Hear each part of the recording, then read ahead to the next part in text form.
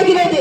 எனக்கு அருமையான சகோதரே சகோதரி, டாக்டரால் கைவிடப்பட்டவர் அந்த பிள்ளை இனி பிழைக்க மாட்டான்ற பிள்ளை, அவ வாழ்நாள் முழுவதும் கோமா ஸ்டேஜில் சொன்ன அந்த பிள்ளை, 26 வயசு பிள்ளை, ஒரு நாள் இயேசு அந்த பிள்ளையை தொடுகிறார். அவனுடைய வாழ்க்கை மாறுது. அவனுடைய வாழ்க்கையில அற்புதமான அதிசயங்களே நடக்குது.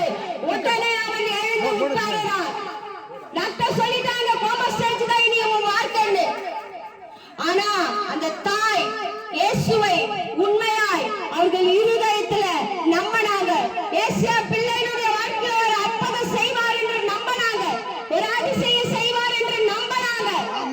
இயேசு அவங்க வாழ்க்கையில ஒரு அற்புதம் அதிசயம் செய்கிறார். உடனே